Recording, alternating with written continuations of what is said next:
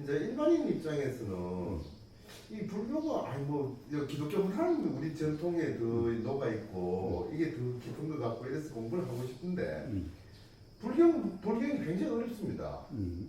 굉장히 관념적인 우리가 많고 불경이 어렵고 그다음에 이제 조계종의 그 선불교라는 것이 선불교 조계종이 이제 정통으로 내세우는 그 수행법이라는 것이 이게 뭐 화두선이라 하고 가마선이라 하고 참선이라 하고 이런데 이게 뭐 어떻게 해야 되는지도 모르겠고 아니 이거 일반인이 밥을 먹고 살기 바쁜데 명상을 한 5분 하나 해도 이거 잠정이 가라앉지를 않고 이거 5분짜리 명상도 안 되는 사람한테 그러니까 가마선을 하고 참선을 하락할기네 그런 수행법을 제시하니까 이거는 뭐 제가 보기에는 깐난애한테 절벽을 오르락하고 나라는 깐난애한테 절벽을 오르락하는 거다 이 지금.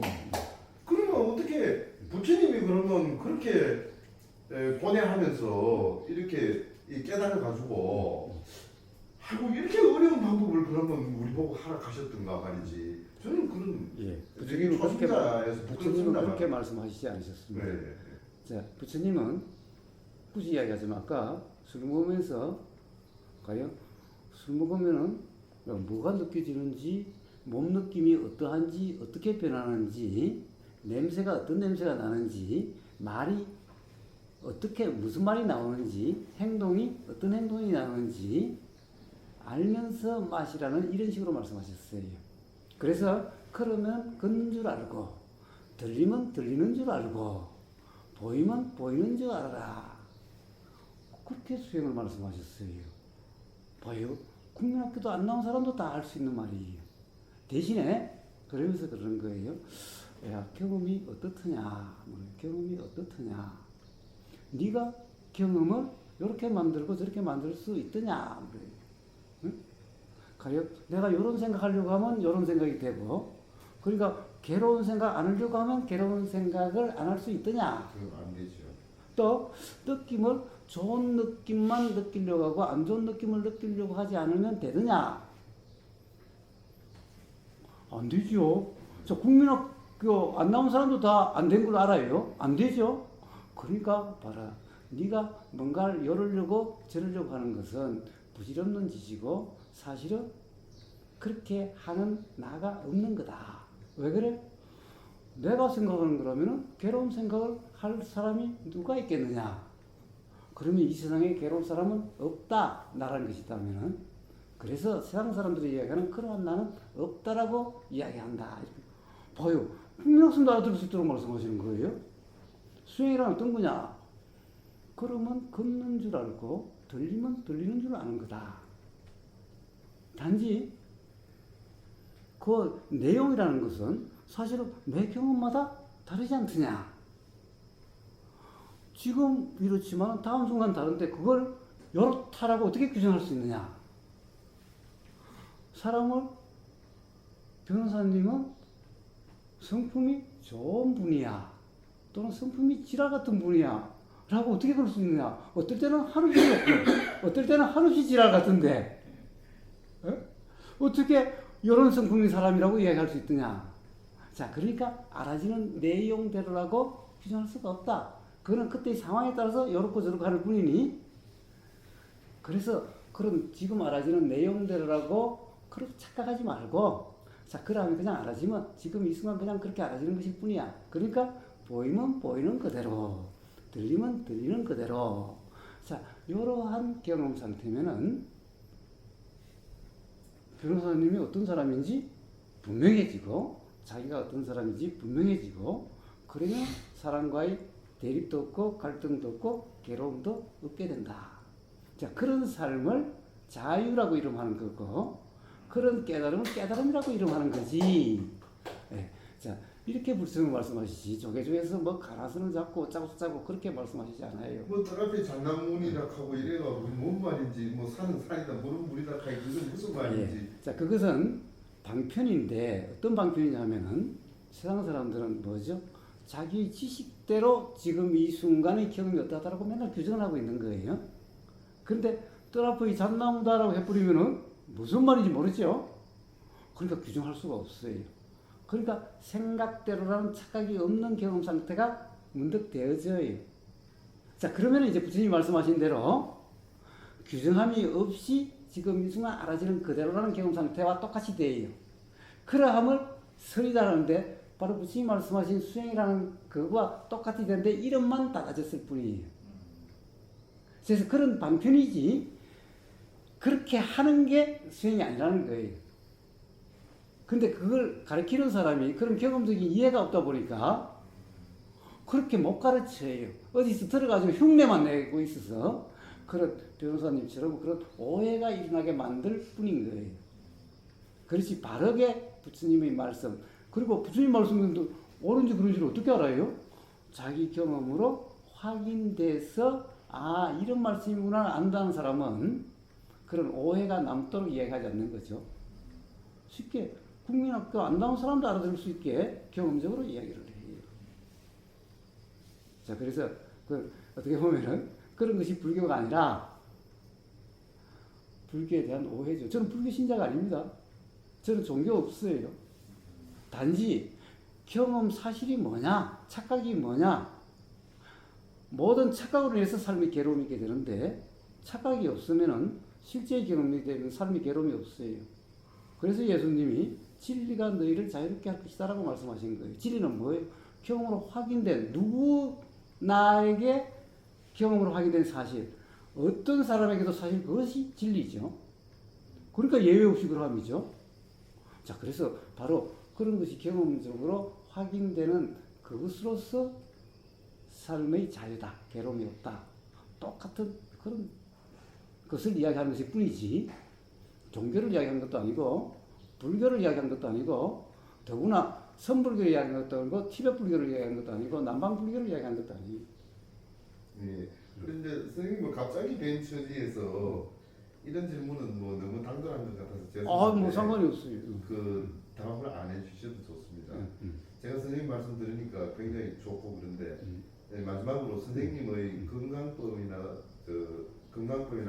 수행법이나 1번으로 수행법, 2번으로 건강법에 관해서 단적으로 말씀해 주시면. 저는 수행법이 달리는 것도 아니고 건강법이 달리는 것도 아니라 먹으면서 터득되는 대로예요. 그러니까 제가 최근에 좀 고쳐진 게 있어요. 어떤 거냐 하면은 제가 이제 이빨이 치과의사 계시지만은 제가 재작년에 한번 이빨들이 아파서 고생을 했어요. 그러면서 터득된 게 있어요. 뭐냐면은 제가 여기 꽉꽉 씹었더라는 것이 자각됐어요. 그래서 요즘은 이제 부드럽게 이렇게 점점 그게 이제 알아져요. 꽉 씹으면은 딱 해서 그런 것이 느껴지고 여기 충격이 가는 게 느껴져요. 그래서 이제 그런 경험으로 점점 요게 부드러워졌어요. 자, 그 다음에 음식을 그러다 보니까 옛날에는 들어가면 그냥 우죽우죽하면 넘기고 우죽우죽하면 넘기는데 꽉꽉 안 씹으니까 어떻게 되죠? 오래 씹고 많이 씹게 되어졌어요. 자, 그래가지고 꽉꽉 안 씹으니까 오래 씹어야 돼서 이렇게 넘어가게 되어지는 거죠. 자, 이게 건강법이에요. 뭐든지 아까 이야기했다시피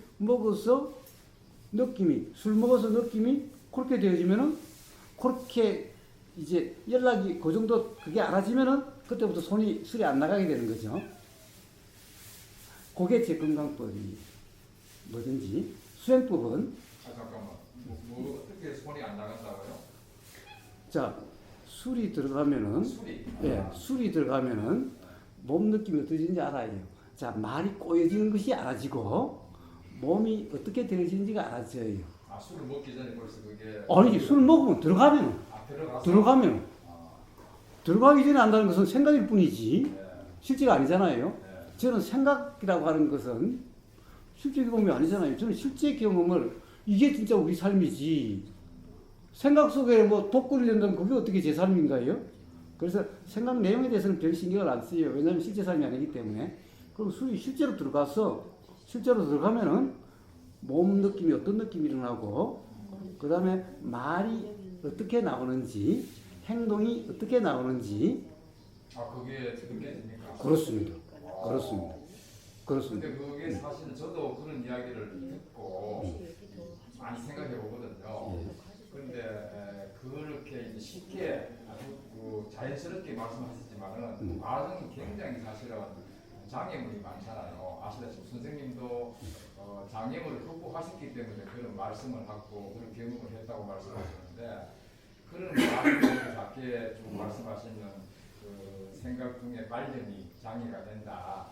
그 관련을 대해서 이제 어느 정도 장애물을 벗어났기 때문에 어떤 음식을 먹고 그 느낌이 이제 장애물이 더 이상 없어졌기 때문에 그 느낌이 바로 자각이 되고 그런 과정이 좋았다고 생각하거든요. 그렇습니다. 우리 친구가 물었는 거는 그런 과정을 어떻게 수행을 했느냐. 예. 수행법에 대해서. 예. 자, 그러니까 수행 그런 것은 이제 수행이라고 그러지 않는데 사실은 자 어떻게 알아졌느냐?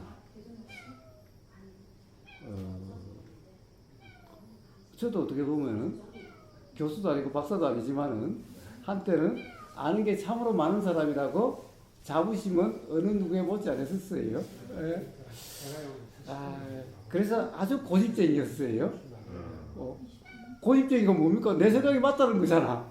그러려면 내가 더 잘한다는 거잖아. 그래야 고집쟁이가 되는 거잖아요.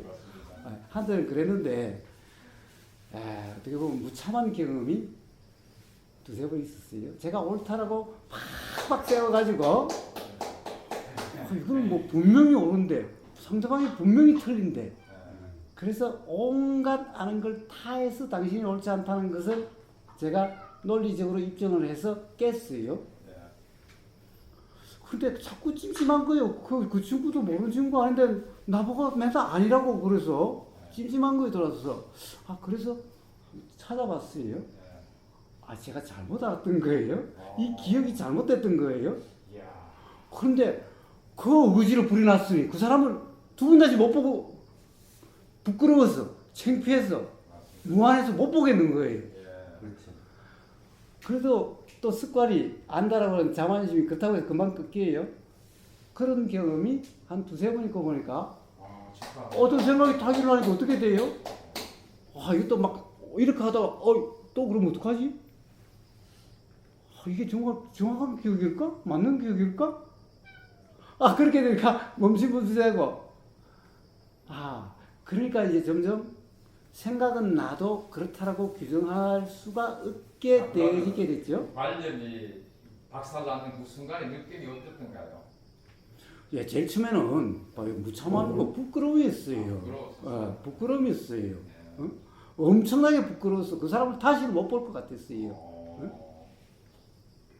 자, 그런데 문제는 그게 아니라 그렇게 두세 번 되고 나니까 이제 어떤 생각이 들어도 그런지 안 그런지 긴가민가 하다가 나중에는 아예 거기에 대한 기다 말다가 이제 얻게 되는 거예요. 그러니까 말이 이제 조금씩 바뀌는 거예요.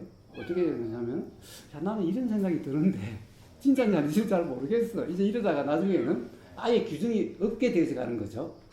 자, 그러니까 그렇다라고는 착각이 없어져 가는 거예요. 이제 어떻게 보면 이게 착각이라는 말은 알고 난 다음에 있는 말이지 그때는 사실이라고 했던 거였죠. 자, 그러니까 이제 일어난 생각으로 규정함이 없는 사람이 됐고 그런 경험 상태를 바로 수행이라 이름한다는 거예요. 알겠습니다. 좋은 거 잘했습니다. 역시 나는 내경이 맞는 사람이 따라오네. 우리는 최소한 이야기하는데 좀 이렇게 처음에는 설마 그럴까 싶은데 아는 사람은 안 해. 말씀이 워낙 재미있고 나는 알듯 말듯 한데 이 친구는 아는 듯이 절을 해가지고 제가 그냥 이건 대답을 원하는 것이 아니고요. 그냥 제 느낌을 이야기하는 건데 우리 이제 이 개인의 수행법으로서는 이제 그거를 이제 곱씹어 가면 열심히 한번 음미를 해보겠고 그런데 우리가 이제 사회적인 생활에서는 어쨌든 결정을 해야 됩니다. 그러니까 우리가 뭐 대통령을 누굴 뽑을지 우리가 이런 정책을 할지 저런 정책을 할지 이런 거는 우리는 중립에서 이 기차가 달려야 되는데 이 기어를 중립에 놓고는 이 기차가 달릴 수 없거든요. 그래서 우리는 현실에서 어쩔 수 없이 순간순간 결정을 합니다. 그런데 이제 내가 그 수행법으로서는 그게 개인의 수행법으로서는 그게 참 맞다 싶은데 그러면 현실적으로 우리가 사회적 결정에 있어서는 뭐 우리가 진리가 뭔지도 모르면서 뭐가 옳은 결정인지도 모르면서 어쨌든 우리는 결정을 하고 앞으로 나가 길찬을 달려야 되는 그런 측면이 좀 무시할 수 없어요. 이제 변호사님은 변호를 어떻게 하세요? 상대방의 검사가 또는 다른 변호사가 이렇다 저렇다 그러면은 변호사님은 거기에 대해서 어떻게 반박을 하세요? 그중은 내 마음 가는 대로 뭐 법과 지금 법에 따라 가는 거죠. 자, 저 같으면 이렇게 이야기합니다. 우선 변호사님 말씀에 모순 또는 맹점을 드러내 보임으로 해서 그 변호사의 말이 신뢰가 없다는 것을 판사한테 자각시켜 주는 거예요. 그러면 판사는 그 변호사의 말이 맞다라고 할 수가 없게 되겠지요. 그렇죠. 그러면 자기 말은 판사가 그럴 것 같다라는 심정이 들도록 만들어주는 거죠. 자, 그래서 변호사가 검사나 다른 변호사를 할 때 다른 변호인의 변호하는 그 말의 모순을 드러냄으로써 그 말을 신뢰할 수 없다는 것을 판사에게 자각시켜 주는 거예요. 검사의 말도 그렇죠. 그렇죠. 그게 변론을 잘하는 변호사겠지요. 제 기본이죠. 예, 그렇죠. 예, 그런데 조금 전에 변호사님 말씀에 그런 맹점 모순이 있습니다. 무슨 모순이 있느냐? 선택이나 결정을 하지 않으면 생활이 삶이 멈춰버리던가요? 오늘은 사회 현상을 이야기합니다. 예. 자, 근데 마치 변호사님은 선택이나 결정을 하지 않으면은 마치 삶이 멈춰버리는 것처럼 말씀하셨어요.